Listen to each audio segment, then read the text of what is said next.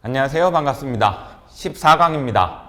13강 때 컴퓨터의 기본 개념 배우셨고 오늘부터는 컴퓨터 자료, 내부적으로 들어가는 자료에 대한 개념으로 출발해 보도록 하겠습니다. 다양한 단위가 나타나실 거예요. 외워놓으면 바로바로 답을 맞출 수 있는 문제니까 조금 신경 쓰셔서 오늘은 외우는 데 초점을 맞추신다 이 생각하시면 되시겠어요. 뭐가 나옵니까?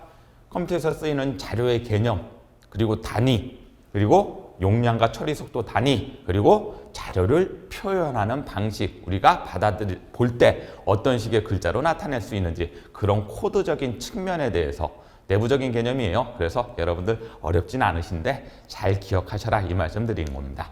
자, 출발해 볼까요? 컴퓨터에서 자료라고 불리는 녀석이 있고 정보라고 불리는 녀석이 있으세요. 그럼 자료는 뭐고 정보는 뭡니까? 비교만 해주시면 됩니다. 자료는 단순하게 관찰이나 측정을 통해서 얻어지는 값이에요. 뭐다라는 개념. 정보는 그렇게 단순하게 얻은 관찰이나 그러니까 자료를 한번 가공했다 이 생각하시면 돼요. 예를 한번 들어볼까요? 이렇게 기록이 나왔네요. 단순하게 이 사람의 기록을 기입해 놓게 되면 이건 자료가 되는 거고, 이걸 이용해서 이 사람의 무엇을 순위를 구했다. 한번 가공이 됐죠? 기록을 이용해서 이 사람이 1등, 2등, 3등 가공을 한 거니까 얘가 정보가 되는 거죠. 그리고 기록이 자료가 되는 거고 순위가 정보가 된다. 그래서 이런 기본적인 개념에서 그럼 컴퓨터에서는 그 자료를 어떻게 나타낼 것인가? 내부적 구성 단위입니다. 그래갖고 비트 들어보셨죠? 네, 한 개씩 잘 설명을 드릴게요. 그리고 우리가 이걸 이해하실 때 여러분들 어떻게 생각하시면 편하시냐면요. 한글이 만들어질 때 자음과 모음이 만나서 글자가 되고 글자가 만나서 단어가 돼서 단어가 되고 단어가 쭉 연결되게 되면 문장이 되고 문장이 돼서 문단이 되고 우리도 이런 식의 개념으로 나가지 않습니까? 같은 개념이라고 보시면 돼요. 그래서 컴퓨터에서는 제일 최소 단위가 뭐? 비트. 비트가 모이면 리블. 리블이 모여서 바이트. 바이트에서 워드, 필드, 레코드, 우리가 쓰는 파일. 그래서 이 파일을 쭉 모아놓은 걸 뭐라고 부른다? 데이터베이스라고 부른다. 그래서 보시는 것처럼 이렇게 쭉 작은 단위에서 큰 단위까지 체계적으로 세팅이 돼 있다. 문제는 이렇게 순서만 나오면 좋은데 간혹 가다가 내부적인 특징까지도 묻는다는 얘기죠. 살펴볼까요? 먼저 비트와 니블부터 설명을 드려볼게요. 비트는 아까도 제일 먼저 나타났죠? 그래서 뭐 꼭 기억하셔라. 자료 표현의 최소 단위 하면 여러분들 머릿속으로 뭐 생각하셔라? 비트요. 비트의 개념은 이진수예요.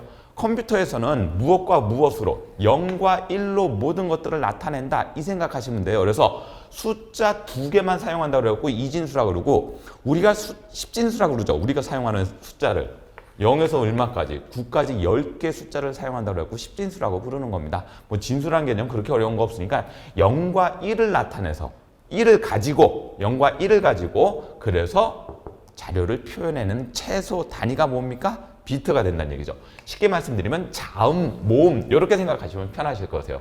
그게 모이게 되면 우리가 글자가 된다. 뭐 이런 여러 가지 말씀드렸었는데 그럼 이 자료가 최소 단위니까 이 자료를 모아서 새로운 단위를 만들어내고 새로운 개념을 만들어내겠죠. 그래서 니블이라는 게 만들어집니다.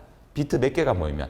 4개가 모이면요. 그래서 보시는 것처럼 0과 1이 컴퓨터 내부적으로 들어가는 자료의 최소 단위가 되는 거고 이런 것들이 몇 개씩 모였냐? 어떻게 단위가 만들어지냐? 그거 기억하셔라. 4개가 모이면 뭐가 된다고요? 니블이 됩니다. 그래서 비트, 니블까지 설명을 드렸어요. 비트가 최소 단위 4개가 모이면 니블.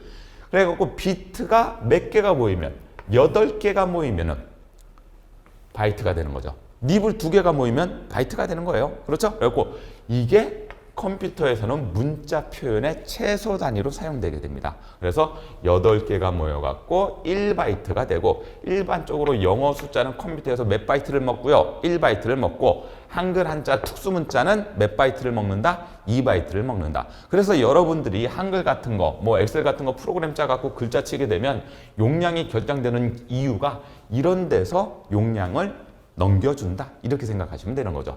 자, 그러면 글자가 만들어졌어요. 예, 문자 표현의 최소 단위인 바이트가 나왔고 바이트가 모이면 뭐가 된다? 워드가 됩니다. 그래서 워드는 요거의 특징을 갖고 있어요. 중앙 처리 장치에서 CPU라고 그러죠? 연산 처리에 사용되는 데이터의 명령 단위. 요거 기억해 놓자. 그래서 바이트까지는 개념적인 측면으로 이렇게 단계가 오는 거고 중앙 처리 장치에서 명령을 처리할 때는 무슨 단위 쓴다고요? 워드라는 단위를 쓴다. 그래서 워드도 이렇게 세 가지로 나눠져요. 전워드가 기본이 돼갖고 4바이트를 먹는 거고, 그렇죠? 바이트가 모여서 워드가 되는 거니까 반워드는 몇 바이트? 2바이트. 전워드의 반이니까 2바이트. 더블워드는 전워드의 더블이니까 8바이트. 이렇게 세부적으로 묻는 건 잘 보지는 못했는데 그래도 이런 개념들도 같이 기억하셔라. 그래서 글자가 바이트가 되는 거고 글자가 모이게 되면은 단어가 되죠. 그리고 그 단어가 뭐가 되는 거다? 워드가 되는 거다. 이렇게 생각하시면 되시겠죠. 자, 그러면 비트, 니블, 바이트, 워드까지 왔습니다. 다음 것 또 한번 보죠. 자, 다음 것 또 한 거 보면 그러면 이제 자료 처리의 최소 단위가 되는데 필드라고 말씀드렸죠? 항목이라고 불러요. 뭐가? 보세요. 요렇게 워드가 모이니까 뭐가 된다? 필드가 된다고요. 어려운 거 없으시죠? 그리고 이런 식으로 모이게 되는 각각의 항목을 우리가 뭐라고 부를 거다? 필드라고 부를 거고 그 필드가 모이게 되면 뭐가 된다? 레코드가 돼요. 이렇게 홍길동 20세 남 요거를 묶어갖고 레코드, 요걸 묶어갖고 레코드. 되셨죠? 그리고 각각의 항목이 모이게 되면 레코드가 됩니다. 라는 거 기억하셨으면 좋겠어요. 그리고 어려운 건 없다. 그리고 필드를 조금 쉽게 이해하시려면 뭐 주민등록 번호 같은 거. 주민이란 단어, 등록이란 단어, 번호란 단어가 모여갖고 주민등록이라는 필드가 만들어집니다. 이렇게 쭉 내려가는 겁니다. 그리고 레코드가 모이게 되면 이제 뭐가 되는 거다? 우리가 쓰는 파일. 그래서 프로그램 구성의 최소 단위로 파일이 만들어지고 그 파일이 모이게 되면 이런 식으로 폴더가 됩니다. 라는 개념. 예, 폴더가 아니라 참 데이터베이스가 됩니다. 라는 개념. 그렇죠? 예, 이렇게 파일에서 데이터베이스. 총 몇 가지 단계? 8가지 단계로 나갑니다. 라고 말씀을 드리는 거죠. 그러면 컴퓨터에서 최소 단위인 비트로 우리가 표현 가지수를 여러 가지를 나타낼 수가 있어요. 이런 것 때문에 나중에 이제 뒤에 가셔서 보시게 되면 몇 비트로 뭘 만들었는데 몇 가지가 표현 가능합니다. 컴퓨터에서는 비트가 최소 단위이기 때문에 이 비트를 가지고 나타날 수 있는 가지수가 결정된다. 이렇게 생각하시면 되시겠어요. 공식은 이렇게 됩니다. 2의 n승. 비트는 몇 가지? 네, 2가지. 리블은 16가지. 바이트는 256가지. 쭉쭉쭉쭉 나간다는 얘기죠. 어떻게 나오는 거다? 2의 1등은 2죠? 그렇죠? 뭐 아니면 뭐, 0 아니면 1. 2가지가 나타나는 거고요. 그렇죠? 만약에 2비트면요. 2의 2승은 얼마가 됩니까? 4죠? 2 곱하기 2를 하라는 뜻인 거니까 4가 됩니다. 그럼 몇 가지가 나타날 수 있다? 4가지가 나타날 수 있다. 어떻게 해요? 무조건 0하고 1만 나타나야 돼요. 00, 10, 01, 11. 그래서 4가지. 3비트는 2 곱하기 2 곱하기 2의 3승은 이렇게 되는 거죠? 그럼 몇 가지가 나타나는데? 8가지. 000, 001, 101 이렇게 하다 보시게 되면 총 몇 가지가? 8가지가. 그래서 혹시나 비트를 가지고 나타날 수 있는 가지수를 어떻게 계산합니까? 2의 배수로 나가시면 됩니다. 2, 4, 2의 누승으로 나가는 거죠. 2, 4, 8, 16 그런 다음에 32 이런 식으로 쭉쭉쭉. 네, 이런 식의 개념이다라는 거 기억하셔갖고 왜 가지수가 저렇게 결정되나? 이런 공식에 의해서 나타날 수 있는 가지수가 결정된다라고 말씀을 드리는 거죠. 문제 한번 보시죠. 4비트. 비트가 최소 단위였죠? 비트 4개가 모이면 니블입니다. 볼 것도 없으세요? 이렇게 외워놓으시면 오늘 맞추신다라고 말씀을 드리는 겁니다. 단위적인 측면은 외우실 수밖에 없다라는 말씀을 드리는 거죠. 다음 중 중앙처리 장치가 한 번에 연산 처리에 사용하는데 중앙처리 장치에서 자료를 읽고 쓰는데 하는데 가장 기본이 되는 단위가 뭡니까? 당연히 워드죠. 외우셔야 된다고. 그렇죠? 나중에 이 BPS는 비트 바이트는 선생님 들어봤는데 BPS는 뭐예요? 이 녀석은 나중에 통신과 관련된 통신 속도이기 때문에 그때 설명을 드리도록 하겠습니다. 다음 중 주어진 보기에서 가장 작은 정보 표현 단위는 그냥 주어진 보기에서 찾으세요. 우리가 알고 있는 가장 작은 정보 단위는 뭐가 되는데? 비트죠? 선생님 비트가 없는데요? 그럼 비트 말고 비트부터 한번 쭉 순서대로 나열해봐라. 아까 비트 4개가 모이면 니블, 그렇죠? 니블이 모이면 바이트. 자, 일단 여기까지만 한번 써보고 비트가 없으니까 니블 찾으면 되는 거고 니블은 있네요. 그렇죠? 만약에 여기서 니블이 없었으면 여러분들 뭘 찾으셨어야 되겠어요? 바이트를 찾으시면 된다. 이렇게 쭉 8가지가 나타나는 그 순서를 한번 배열시켜 놓고 그 중에서 여기 나타난 것 중에서 가장 작은 거 찾아라. 그렇죠? 비트 찾으시면 안 돼요. 주어진 보기 중에서 이렇게 나왔으니까 답은 뭐가 되는 겁니까? 니블이 되는 겁니다. 어려운 거 없었습니다. 자, 계속 나가보죠. 다음 중 자료 구성 단위에 대한 설명입니다. 옳지 않은 것은 데이터베이스는 관련 있는 파일들을 모아놓은 거. 아까 파일이 모이면 데이터베이스. 워드는 컴퓨터에서 한 번에 처리할 수 있는 명령 단위를 나타냅니다. 맞죠? 네, 워드나 그렇고 컴퓨터에서 처리할 수 있는 명령. 니블은 4개의 비트가 모인 거네요. 그쵸? 그럼 1, 2, 3번이 맞죠? 옳지 않은 거 답 몇 번밖에 없겠어요. 4번 한번 볼까요? 뭐가 틀렸는지? 비트는 정보의 최소 단위며 여기까지는 동그라미네요. 그렇죠? 몇 비트가 모여서 8비트가 모여서 1바이트가 됩니다. 그렇죠? 5가 아니라 8이었으면 맞았겠네요. 답은 몇 번? 4번. 좋습니다. 계속 나가죠. 다음 중 컴퓨터에서 사용하는 바이트에 대한 설명입니다. 비트 8개가 모인 거네요. 8비트로 구성된다. 좋습니다. 옳지 않은 거 고르는 거죠? 일반적으로 영문자 숫자는 1바이트로 맞아요. 한 글자를 표현하고 한글 및 한자, 특수문자는 2바이트로 나타냅니다. 맞으시죠? 좋습니다. 자, 1바이트는 컴퓨터에서 각종 명령어를 처리하는 기본 단위가 됩니다. 1바이트로는 아까 몇 가지? 256가지. 답은 몇 번? 여러분들 명령을 처리하는 기본 단위가 되는 건 뭐였었어요? 워드였었죠? 좋습니다. 어렵지 않으세요. 자, 이렇게 해서 자료의 단위를 구분했다면 그 자료들을 모아갖고 자료 단위들이 구성돼서 우리가 표현적 방식, 우리가 자료의 외부적 표현 방식이라고도 얘기를 하는데 내부적으로 처리된 결과를 모니터에서 무엇으로 문자로서 표현할 수 있는 여러 가지 방식, 코드가 있다는 얘기죠. 이 녀석도 죄송하지만 이해를 시켜드리면 여러분들 외우셔야 됩니다. 그래서 앞에 부분에서는 자료가 내부적으로 처리되는 비트적인 개념부터 출발한 단위적 개념이었다면 우리가 사용되는 글자적인 측면, 그 자료를 눈으로 표현할 수 있는 방식이 외부적 표현 방식이다. 몇 가지가 있다고 나오나요? 외부적 표현 방식에는 EBC, DIC 코드, 그렇죠? EBC 코드, 그 다음에 ASCII 코드, 그런 다음에 EBC, DIC 코드, 그 다음에 유니코드. 이렇게 4가지로 나눠집니다라는 거. 먼저 뭐부터 출발할까요? 당연히 BCD부터 출발하죠.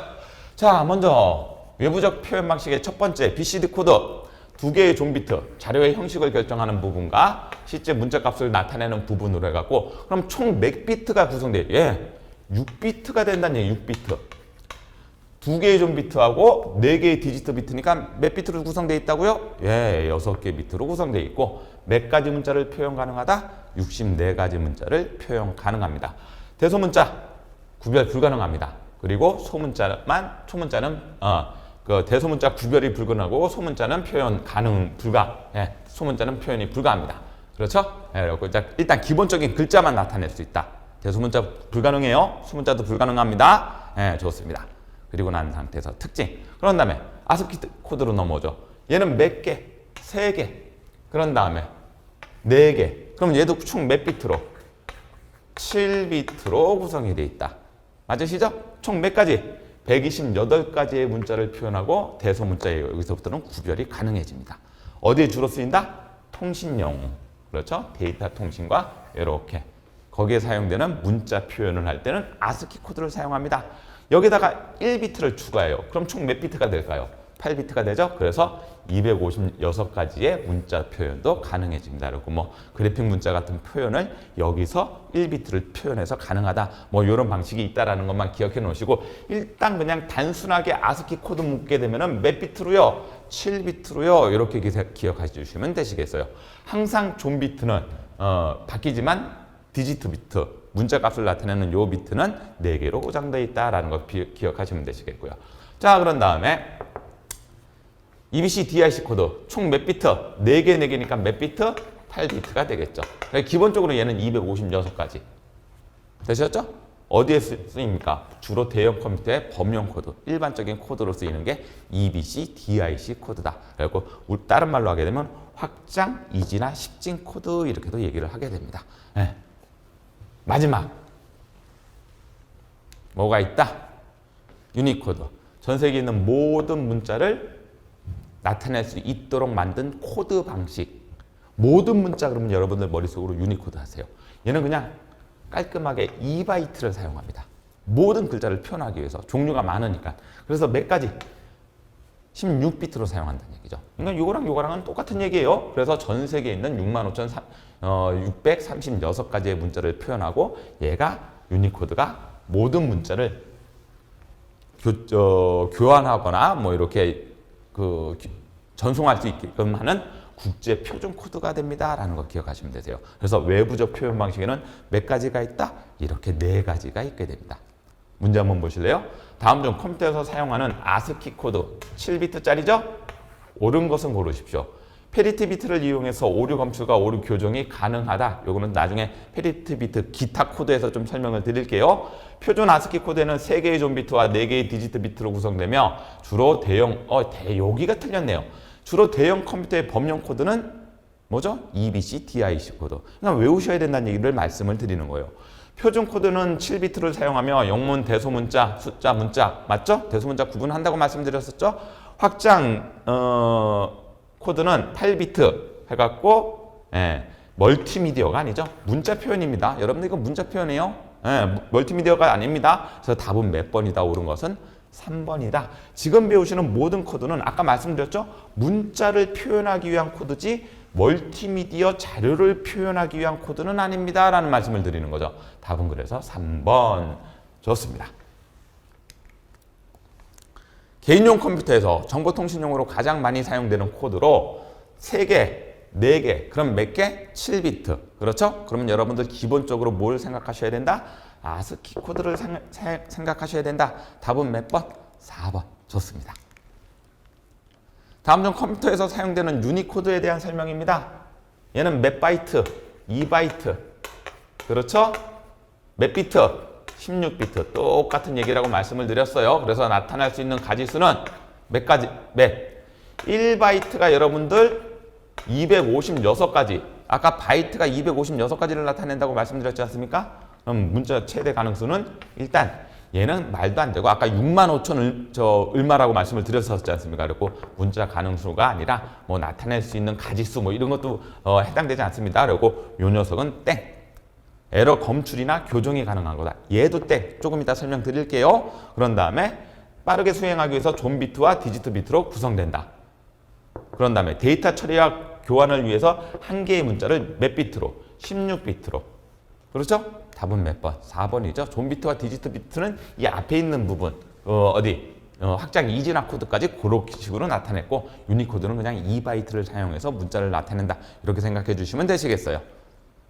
자, 그러면 아까 선생님 에러 검출, 교정 이런 얘기가 나오는데 그건 도대체 무엇인가요? 기타 코드에 해당되는 거예요. 우리가 자료를 통신하다 보면 그리고 자료를 여러 가지 확인하다 보면은 에러가 있는지 없는지 그런 거 좀 체크를 해줘야 된다. 그래서 많이 쓰는 게 뭐? 페리티 비트, 해밍 코드, 순환 중복 검사와 블록 검사로 이렇게 해서 우리가 가지고 있는 자료에 오류가 있는지 없는지 그런 거 확인해 줄 겁니다. 라는 얘기가 되는 거고 기타 코드에 해당되는 거죠. 주로 나오는 거는 해밍 코드와 페리티 비트입니다. 이것만 잠깐 이해하시고 넘어가시죠. 먼저 페리티 비트. 에러 무슨 용? 용도만 기억하세요, 여러분들. 무슨 용이라고요? 검출용이에요. 우리가 가지고 있는 코드 중에서 에러가 있는지 없는지 그거 확인하는 게 뭐다? 검출용 코드로 페리티 비트고 2개 이상의 에러가 동시에 발생하면 검출이 불가능하다는 특징이 있습니다. 그래서 페리티 비트의 종류는 또 우수, 짝수냐 호수냐 요거 갖고 이제 여러 가지 체크를 해갖고 이게 오류가 있어요 없어요 이렇게 나타나는데 거기까지 들어가려면 여러분들 너무 복잡해요. 이것도 대학교 가시면 배우시게 되실 텐데 혹시 이런 과와 관련되면 배우시게 되실 텐데 상당히 복잡한 내용이고 여기까지는 여러분들 들어가지 마시고 이 개념만 기억해 주셨으면 좋겠다. 검출용 2개 이상 나타나면 검출 불가능. 자, 그런 다음에 해밍 코드는 검출이 됐으면 여러분들 뭐까지 해야 돼요? 교정까지도 돼야 되지 않겠습니까? 그리고 페리티까지는 여러분들 검출용이라고 생각하시고 해밍 코드를 문제 묻게 되면 검출과 교정을 같이 할 수 있다. 이렇게 생각하시면 되시겠어요. 얘 역시 2비트의 에러 검출과 1비트의 에러 교정이 가능한 방식이다. 그러니까 에러 검출은 몇 비트? 2비트.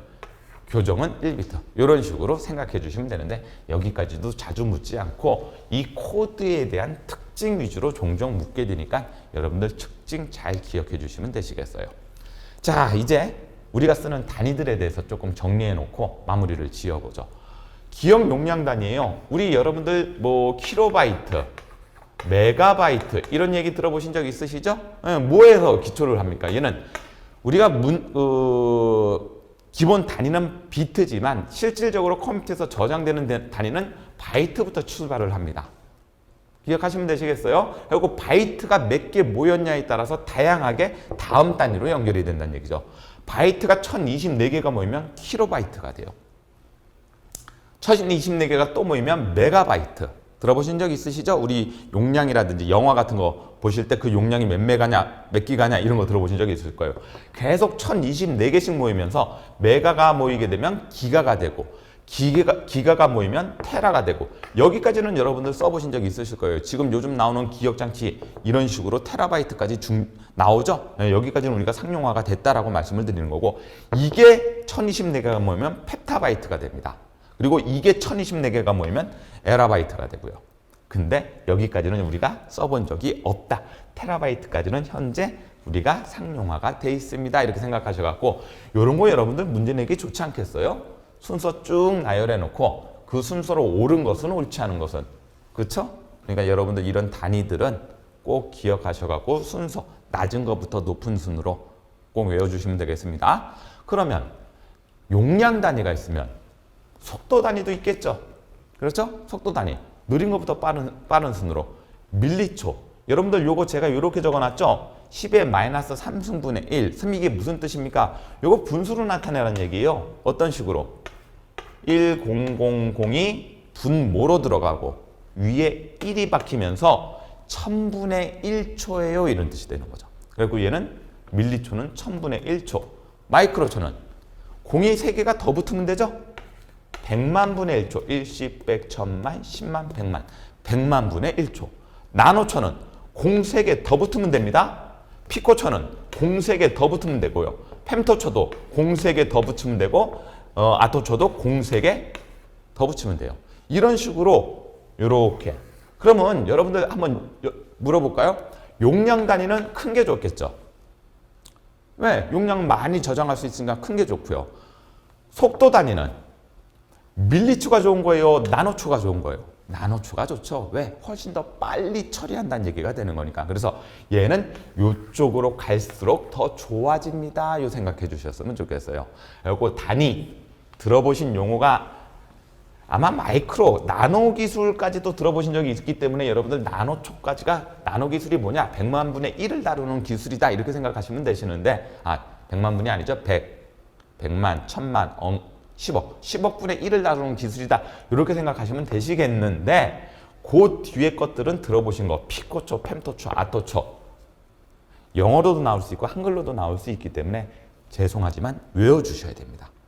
분명히 시험일 때는 외우는 부분이 필요하죠, 여러분들. 그래서 이 녀석은 이렇게 처리 단위가 있구나. 이런 단위가 이런 식으로 연결되어 있구나. 이거 기억하신다면 여러분들 외워주셔야 되는 거죠. 자, 문제 한번 보시죠. 다음 중 컴퓨터 연산 속도 단위에서 가장 빠른 것 고르십시오. 자, 일단 이렇게 4개가 나왔어요. 그렇죠? 다 나오지는 않는다는 얘기죠. 보기가 4개밖에 없는데. 그렇죠? 그러니까 여러분들 이 중에서 가장 빠른 거는 밀리초, 마이크로초, 나노초, 피코초, 펜토초, 아토초. 맞나요? 그럼 답은 몇 번? 외워서 맞춘다는 얘기죠. 외워서.